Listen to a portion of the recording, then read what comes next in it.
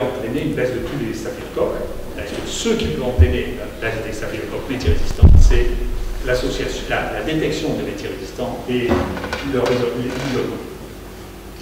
Et donc, nous, ça, c'est ce qu'on avait répondu avec Jean-Marc, c'est de dire, écoutez, nous, franchement, on ne comprend rien à ce qui s'est passé, parce qu'on n'a pas fait d'efforts particuliers pour lutter contre les métiers-résistants, ils ont disparu chez nous comme chez tout le monde. C'est quand même un truc, et donc, même maintenant, alors qu'il y avait même un gradient nord-sud en France, il y a aussi un gradient nord-sud en France, mais ici, on en a une fois et demie moins qu'à Paris. Et on ne sait pas pourquoi. Alors qu'il y a, au début du XXIe siècle, il y en avait 2 fois plus ici qu'à Paris. Okay, il y a une vraie question. Alors, qu'est-ce qui se passe? Eh bien, plutôt que de dériver sur oui, c'est moi qui ai raison, il faut avoir, c'est une chose que je passe ma vie à essayer d'expliquer, il faut avoir des éléments de comparaison. Sans éléments de comparaison, on ne peut pas faire de science. Il faut comparer quelque chose. Contrairement à ce que disent les autres, la comparaison, c'est la raison. C'est la raison même de comprendre, c'est la comparaison. Et donc, pour évaluer ça, vous devez avoir un groupe contrôle, toujours dans la science. Donc, si vous voulez savoir si l'action de l'alcool, ça a marché sur les staphes métiers résistants, dans l'épidémie de staphes métiers résistants, eh bien, le groupe contrôle s'appelle les staphylocoques métis-sensibles. Si vous avez si l'alcool a été efficace, bien sûr vous allez avoir une diminution des métiers résistants, mais vous allez avoir aussi une diminution des métis sensibles, puisque l'alcool, il s'en fout, il est aussi sensible, le staph, il s'en fout, il est aussi sensible que soit l'alcool, qu'il soit métis sensible ou métis résistant. Donc si ça marche, l'alcool, si c'est l'alcool qui a contrôlé ça, on doit avoir diminué les staphylocoques aureus métis sensibles aussi.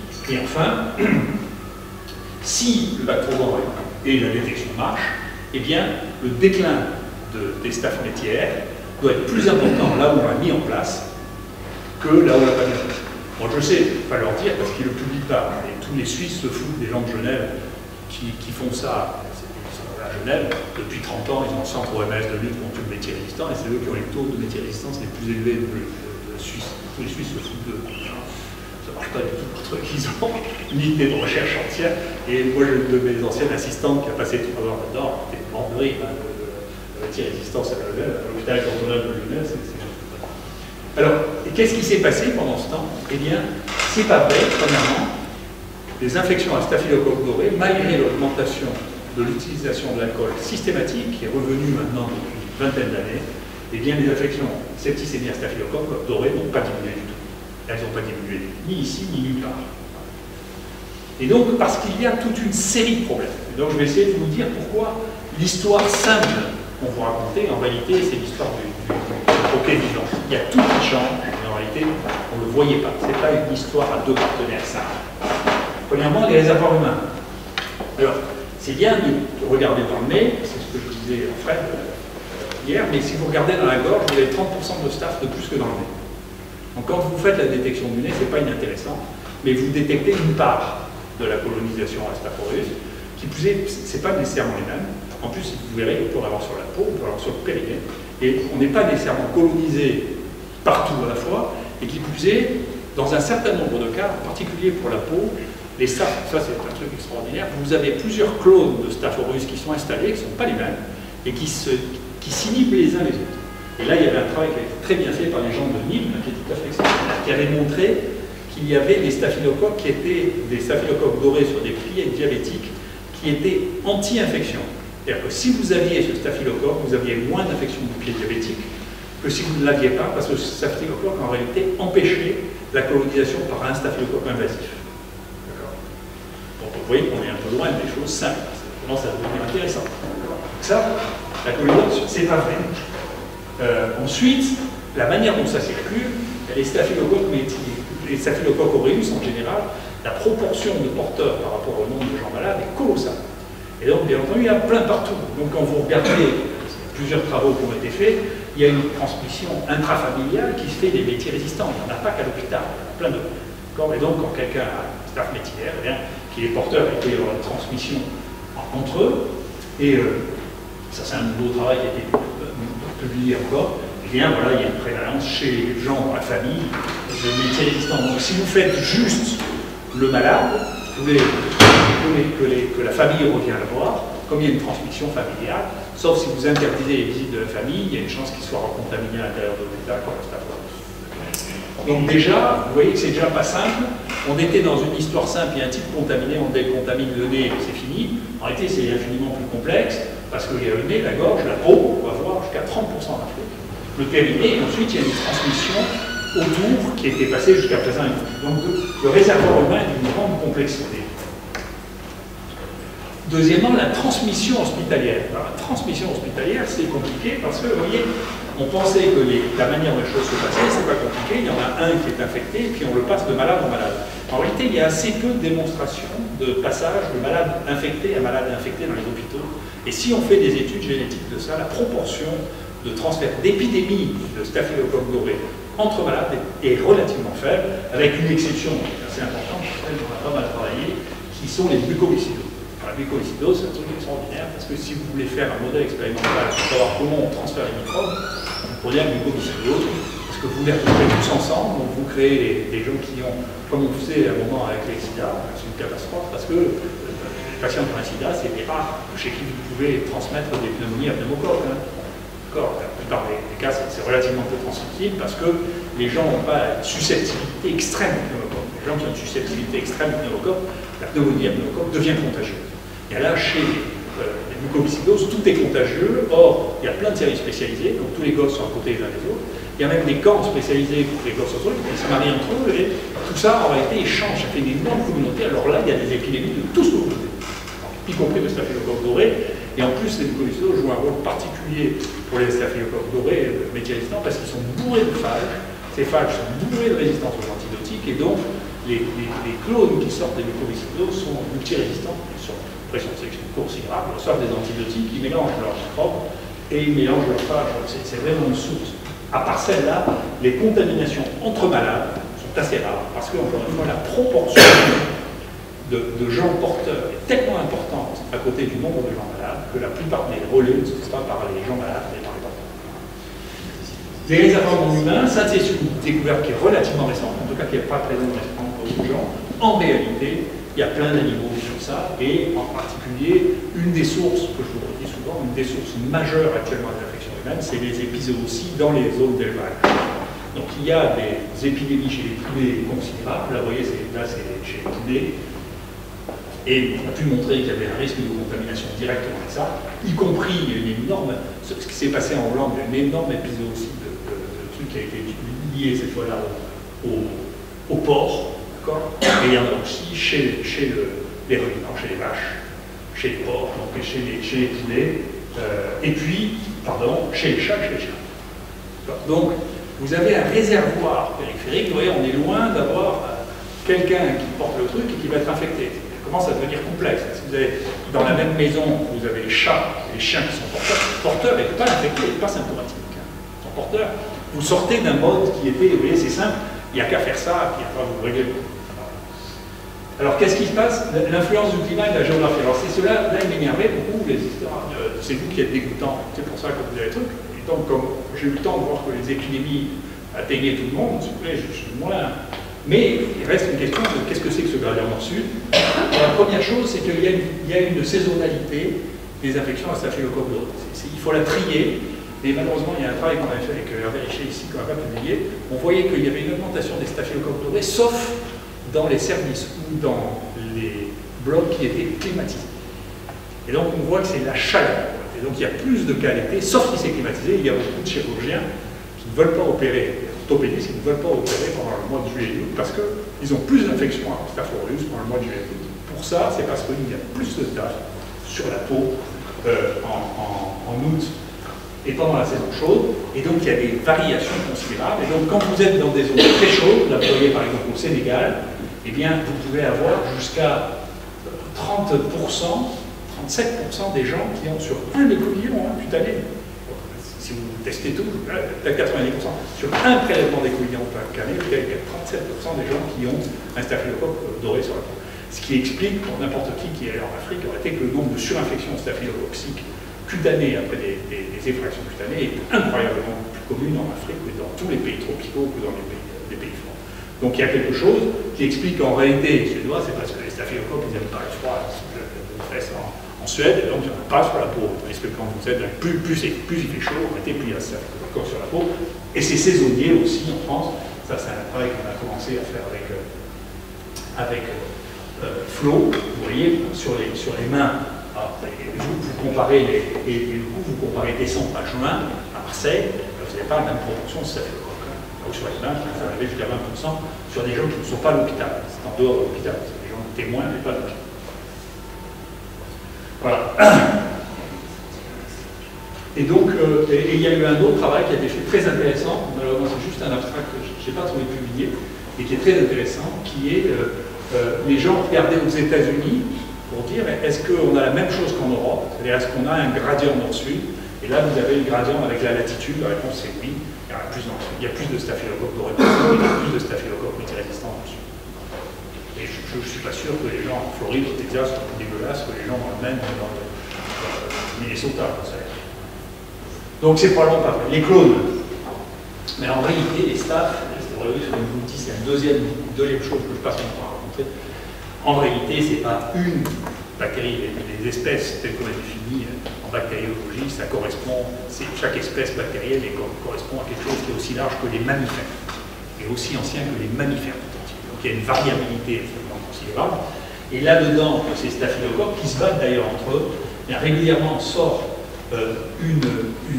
un clone avec un équipement génétique particulier. Et cet équipement génétique, il peut comporter ou non de la résistance. Ce n'est pas l'élément primordial de l'émergence du clone, mais il comporte une capacité invasive qui fait qu'il va faire une épidémie et parfois une pandémie. Et donc il y a eu deux très grosses pandémies de staphylocoque doré, ils s'appellent clone 300 et l'autre le clone 398 qui ont envahi le monde. Donc, et il se passe la même chose pour à peu près maintenant toutes les bactéries depuis qu'on est dans l'époque génomique. Les typhoïdes, il y a eu, je sais pas, 3700 bactéries Salmonella typhi qui ont été analysées sur le plan génétique. 50% sont le même clone apparu il y a 20 ans. Si vous regardez les Escherichia coli, chaque année, si vous regardez en France, il y a 20% des infections urinaires qui sont constituées par un seul clone qui est apparu il y a une quinzaine d'années, qui vient des poules. Donc ces modèles actuels, en réalité, c'est des clones, c'est des pandémies liées à un clone. Et à l'intérieur de ça, dans ces clones, il y en a qui deviennent sensibles et résistants, mais ce n'est pas la résistance ou la sensibilité qui fait que ça devienne pandémique, mais le fait qu'il y ait une virulence particulière. Et actuellement, le plus virulent, c'est-à-dire le plus tueur, et ça c'est une autre fausse vérité, le plus tueur des staphylocoques dorés n'est pas méthylrésistant, il est méthylés. Et donc ce qu'on voit, en plus c'est encore pire, parce que dans ces méthylés, il y en a qui ont des toxines qui sont activées par l'oxacilline. C'est-à-dire qu'avec l'oxacilline, vous tuez plus qu'avec un autre antibiotique, et en particulier la vancomycine n'est pas du tout activateur de toxines. Donc vous voyez, les choses sont infiniment plus complexes, on commence à rentrer dans le vrai. Alors moi, c'est plus les couillonnages de Genève. Et donc voilà, ce qu'on fait, ça c'est grâce à ça. En réalité, ce sont des clones qui émergent, et dans ces clones qui émergent, eh bien, il y en a qui sont résistants, et ils émergent, et pour celles-là, comme pour toutes les épidémies et pour toutes les pandémies, on ne comprend rien. On ne sait pas pourquoi ça commence, on ne sait pas pourquoi ça devient pandémique, et on ne sait pas pourquoi ça disparaît. C'est un mystère qui est complet. Simplement, il y a un peu plus de 100 ans, les gens savaient que c'était mystérieux, parce que maintenant, on est un peu arrogant scientifiquement, on a l'impression qu'on sait pourquoi, qu'on manipule ça. On ne sait pas pourquoi la peste a disparu, on ne sait pas pourquoi le choléra a apparu et disparu, on ne sait pas. Ce n'est pas une mesure humaine qui avait permis de faire ça. Le rôle de l'alcool, eh bien, là, c'est des données que j'ai prises à Marseille, vous voyez que le Bactroban, honnêtement, pour les 250 000 hospitalisations par an, on prend 800 doses de Bactroban par an, avec on ne fait pas un usage abusif. C'est modeste comme usage. Mais l'alcool, en revanche, alors ça oui, très longtemps qu'on fait l'alcool, et donc vous savez que c'est la mesure actuelle, pour savoir si on est les bons élèves ou pas les bons élèves pour lutter contre les maladies infectieuses, c'est le nombre de litres d'alcool, et vous voyez qu'il y a une augmentation considérable du nombre de litres d'alcool. Donc on augmente, voilà, et qu'est-ce qui se passe? Là, on a de plus en plus de staphylocoques dorés, bien qu'on ait augmenté l'alcool, et on a de moins en moins de staph aureus multirésistants, bien qu'on ne fasse rien contre les staph aureus multirésistants. Donc, c'est pas vrai, c'est pas nous qui avons fait ça. Ça s'est passé sans nous. C'est une évolution, c'est passé sans nous, et contre nous, pour ce qui s'agit du staph aureus, puisque On utilise de plus en plus d'alcool, mais on a de plus en plus de staphylocoque.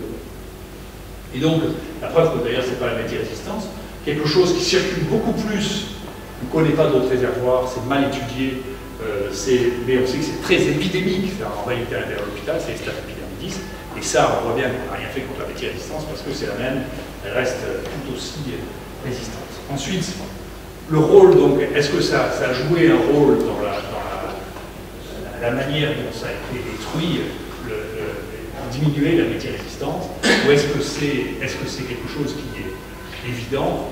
Vous regardez en réalité les travaux qui ont été faits, il n'y a aucun travail qui montre d'une manière significative que la stratégie de search and destroy est fonctionnelle. C'est exclusivement hypothétique. Et alors, finalement, vous voyez qu'il y a des épidémies de staphylocoques multirésistants qui apparaissent et qui disparaissent, je ne suis pas d'accord. En revanche, si vous voulez vraiment lutter contre, alors il y a vraiment un truc qu'il faut faire, c'est lutter contre les perfusions et les cathéters, c'est quand même comme ça que ça rentre dans les hôpitaux. Et si vous regardez, ça c'est les données qu'a recueilli Guillaume Durand, vous voyez, vous regardez les PICC lines, alors ça c'est vraiment une catastrophe. C'est vraiment, tout le monde est content parce que comme ça, les infirmières n'ont plus besoin de piquer, ils laissent ça pendant des semaines, pendant des mois, maintenant ça ne sert plus à rien, ça sert même pour faire des prises de sang. Et donc vous voyez, vous embêtez pas, vous regardez la radiologue, vous faites une veineuse centrale, et vous voyez la proportion d'infections sur PICC line que l'on a, c'est monstrueux, ça va de 3 à 6% d'infections sur PICC line, c'est monstrueux. La staphylocoque, je ne parle que du staphylocoque, donc c'est monstrueux. Donc ces PICC line, ça tue pour le monde. Il faut savoir qu'à l'hôpital, il y en a 1 sur 5 qui meurt quand il a une bactériémie à cerveau. Donc c'est vraiment, ça c'est une meurtre organisée. On avait des longs débats avec Bernard Derrida parce que sur le fait d'obliger les infirmières à piquer, à perfuser, moi j'avais interdit, tout le temps dans la salle, j'avais interdit les voies veineuses centrales. Donc on ne mettait plus une voie veineuse centrale, piquer, je m'en fous si elles ne piquaient pas, je montrais comment piquer, mais ils piquaient en périphérie 3 jours. Et ça a diminué de manière spectaculaire les infections graves. Là, ça fait beaucoup. Donc là, ça c'est le travail qui a été fait au BIA avec, et qui a montré que, vous voyez, quand les gens arrivent des urgences, eh bien 89% ont une voie veineuse périphérique, et dans 50%, elle n'a aucune justification. Elle est mise parce qu'elle est mise, et si vous regardez dans le détail, il n'y a même pas de prescription médicale.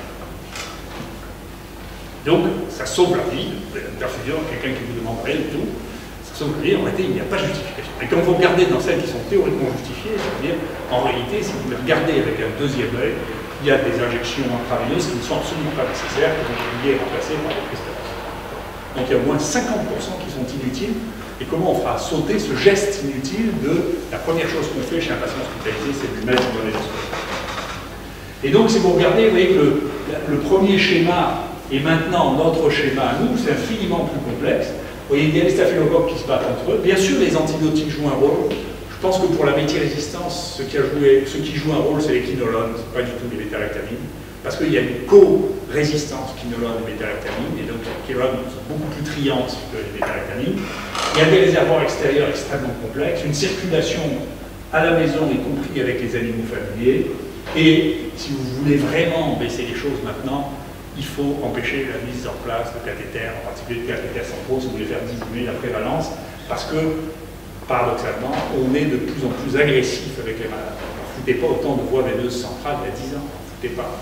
Pourtant, on mettait le nombre de voies veineuses centrales que l'on met en explosion. Et donc, si vous voulez savoir si l'activité de l'hygiène a fonctionné sur la diminution d'un microbe, ne le demandez pas à un hygiéniste, parce qu'on ne demande pas à un prieur, un prêtre, c'est croire en Dieu. Donc eux croient que ça marche. Quand il faut demander à des gens qui sont en dehors de regarder les analyses avec prudence, et là vous verrez qu'en réalité on n'a rien compris à ce qui s'était passé avec les métiers résistants, mais c'est une bonne nouvelle quand même, parce qu'il y a 3 fois moins de métiers résistants en Europe, parce qu'on avait il y a 10 ans.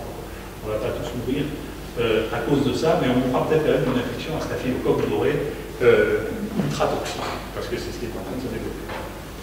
Voilà.